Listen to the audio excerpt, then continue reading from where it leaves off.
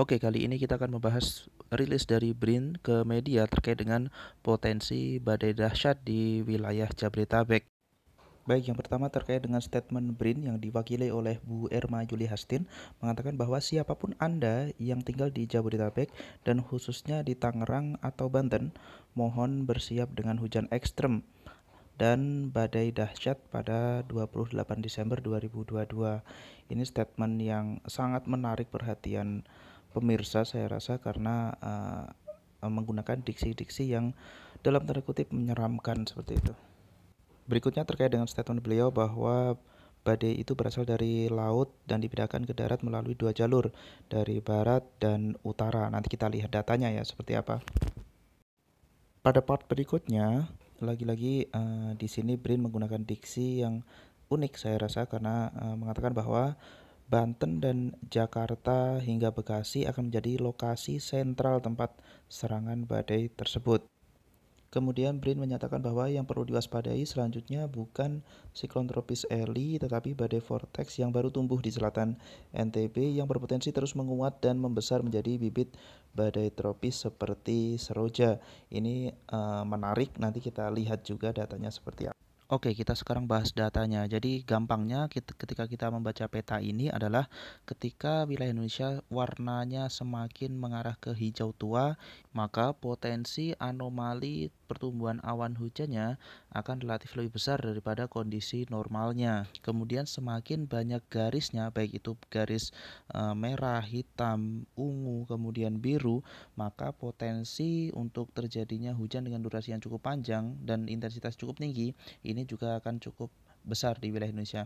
Di sini terlihat bahwa memang di tanggal 25 hingga 28 ini wilayah Indonesia bagian selatan ini warnanya hijau tua, kemudian untuk garisnya juga cukup banyak garis di situ, ada garis merah, kemudian garis hitam dan garis ungu dan bahkan di sebelah barat Lampung ada garis biru.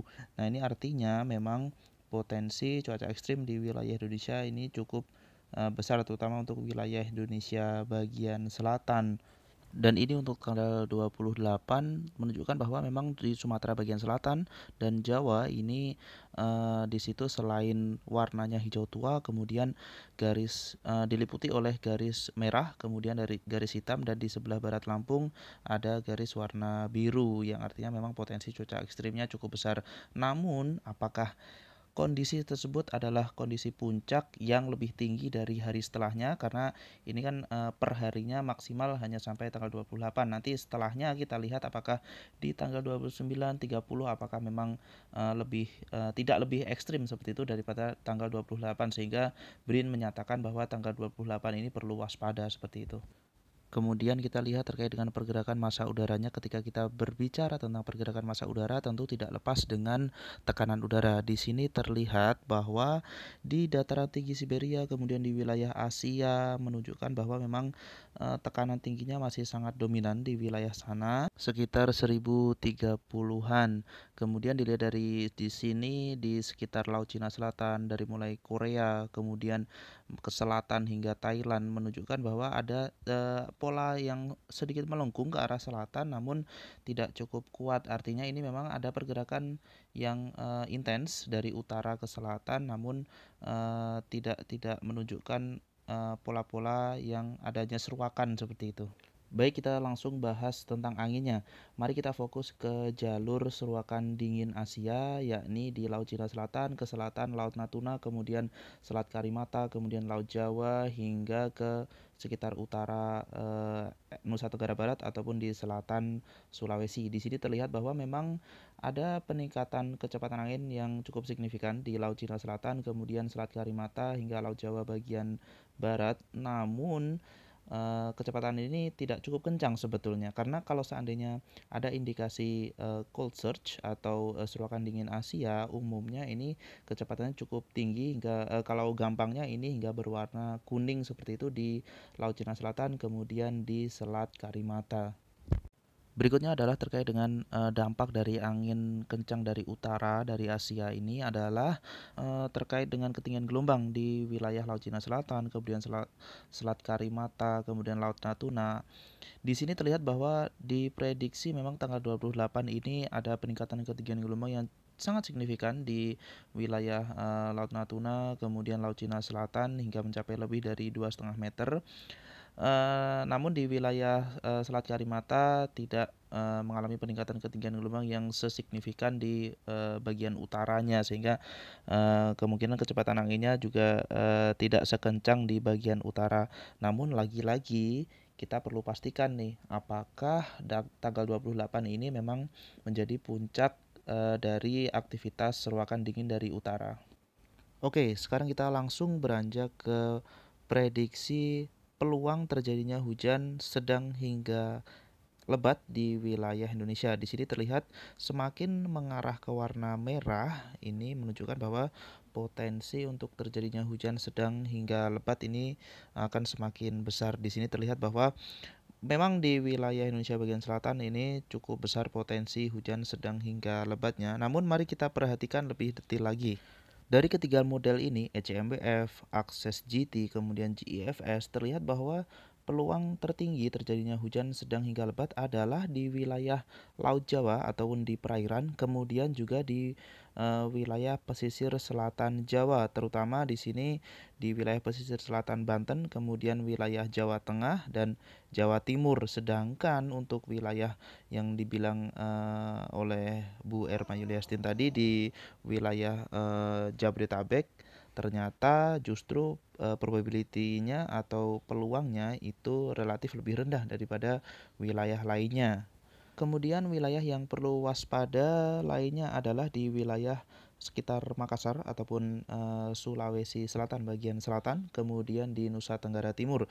Ini dua wilayah yang saya rasa perlu waspada terkait dengan potensi hujan dengan intensitas yang cukup tinggi dan durasi yang cukup panjang seperti itu. Oke, kita masuk ke data di tanggal 29 dan 30. Kita bandingkan coba di sini di peta ini tanggal 27, 28, kemudian 29 dan 30. Di sini terlihat bahwa ternyata untuk wilayah Jabodetabek pada tanggal 29 dan 30 warnanya lebih hijau tua dan area hijau tuanya ini lebih luas daripada tanggal 27, 28. Artinya potensi ataupun anomali pertumbuhan awan hujan di tanggal 29 dan 30 ini relatif lebih besar daripada tanggal 27, 28. Sehingga ini ada semacam perbedaan seperti itu, pandangan yang antara hasil analisis saya dengan Bu Erma Yuliasin yang menyatakan bahwa tanggal 28 ini adalah perlu diwaspadai karena diprediksi akan ada badai dahsyat tadi di wilayah Jabodetabek, tapi kalau menurut saya ini potensinya cenderung lebih besar di tanggal 29 dan 30 dan ini menarik untuk dibahas. Selanjutnya terkait dengan tekanan udara. Terkait dengan tekanan udara di utara ataupun Siberia ataupun Asia, nilainya masih relatif sama di 1030-an. Yang menarik di sini adalah lengkungan di sekitar sepanjang Laut Cina Selatan ataupun di Thailand ke selatan ini pola lengkungannya lebih terlihat dan lebih menjorok ke selatan atau lebih tajam seperti itu, artinya pergerakan massa udaranya lebih masif ataupun lebih kuat seperti itu dibandingkan di tadi data di tanggal 28 dan ini adalah tanggal 30 menunjukkan kondisi yang sama sehingga ada indikasi di tanggal 29 dan 30 ini pergerakan massa udara dari utara relatif lebih kuat daripada tanggal 28. Sekarang kita beranjak ke pola angin. Di sini terlihat bahwa di tanggal 29 dan 30 area kuningnya ini relatif lebih luas untuk wilayah Indonesia bagian barat. Artinya kecepatan angin di tanggal 29 dan 30 relatif lebih kencang daripada tanggal 28. Ini adalah indikasi bahwa seruakan dingin Asia relatif lebih kuat pada tanggal 29 dan 30 dibandingkan tanggal 28 sehingga potensi untuk terjadinya hujan ekstrim ini lebih besar di tanggal 29 dan 30. Pola serupa juga terlihat pada prediksi ketinggian gelombang yang menunjukkan bahwa di tanggal 29 dan 30.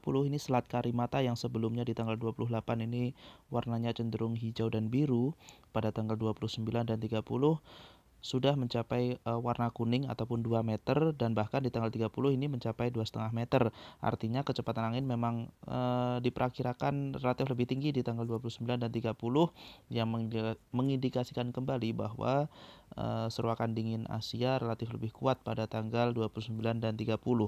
Teman-teman tentu masih ingat tadi terkait dengan prediksi peluang terjadinya hujan sedang hingga lebat di wilayah Indonesia bagian selatan, khususnya wilayah Jabodetabek seperti apa. Tadi terlihat bahwa warna putih adalah warna yang ada di area sekitar Jabodetabek, artinya probabilitasnya rendah. Sedangkan ini prediksi ataupun data pada tanggal 29 menunjukkan di wilayah Jabodetabek ada beberapa wilayah, terutama wilayah Jakarta, di situ ada warna merah di HMBF, kemudian di akses GT pesisir utara ada sedikit warna orange, kemudian di CEFS orange di sebagian besar ataupun seluruh wilayah Banten dan wilayah Jakarta. Artinya apa? Artinya peluang hujan sedang hingga lebat di wilayah Jabodetabek pada tanggal 29 ini relatif lebih tinggi dibandingkan tanggal 28 Desember. Mari kita beranjak ke hari berikutnya di tanggal 30. Di tanggal 30 ternyata sinyal hujan sedang hingga lebat juga relatif lebih tinggi dibandingkan tanggal 28, sehingga ini semakin mengkonfirmasi seperti itu terkait dengan potensi hujan lebat dengan durasi panjang relatif lebih besar di tanggal 29 dan 30 dibandingkan tanggal 28. Jadi silakan teman-teman simpulkan sendiri pada hari apa ataupun tanggal berapa teman-teman sekiranya harus melakukan aksi-aksi mitigasi seperti itu. Mengapa saya sampaikan ulasan ini? Karena saya merasa ada potensi lain yang dapat terjadi seperti itu. Karena saya merasa ketika sebuah instansi pemerintah menyampaikan informasi langsung ke publik, ini umumnya publik akan menerima itu sebagai rilis resmi dari pemerintah yang merupakan hasil koordinasi. Sedangkan yang terjadi pada informasi kali ini adalah rilis ataupun pernyataan yang dibuat oleh Bu Irma Yuliastin, yang setahu saya ini bukan merupakan hasil koordinasi dengan BMKG yang merupakan badan resmi ataupun badan yang bertanggung jawab untuk memberikan informasi peringatan dini terkait dengan cuaca kepada masyarakat. Dan karena ketika berbicara tentang perakiraan cuaca itu adalah berbicara tentang ketidakpastian, saya merasa bahwa ketidakpastian di tanggal 29 dan 30 itu relatif lebih rendah daripada di tanggal 28, sehingga saya sampaikan ini. Karena di beberapa kasus ketika informasi perakiraan cuaca ini sudah dirilis ke masyarakat, kemudian ternyata perakiraan cuaca tersebut meleset, masyarakat akan merasa bahwa informasi yang disampaikan oleh pemerintah ini adalah informasi yang tidak patut untuk dipercayai ataupun menjadi kewaspadaan seperti itu. Dan mungkin yang perlu saya tekankan juga di sini adalah tanggung jawab untuk memberikan perakiraan cuaca ataupun informasi cuaca, kemudian juga peringatan dini cuaca adalah tugas utama dari BMKG yang seharusnya didukung oleh badan-badan riset di Indonesia ataupun teman-teman akademisi ataupun peneliti di Indonesia seperti itu, agar informasi yang diberikan kepada masyarakat itu adalah informasi yang memang berkualitas. Dan yang saya sampaikan ini adalah hasil analisis pribadi saya, bukan mewakili BMKG, BRIN ataupun instansi manapun lainnya. Saya hanya melakukan analisis pribadi dan saya sampaikan ke teman-teman bahwa ada opsi lain ataupun ada potensi lain yang akan terjadi seperti itu. Saya rasa itu yang bisa saya sampaikan terkait dengan ulasan saya ataupun pendapat saya tentang berita peringatan dini yang disampaikan oleh BRIN melalui media langsung ke masyarakat. Kalau mau diskusi lebih lanjut, monggo. Wassalamualaikum warahmatullahi wabarakatuh.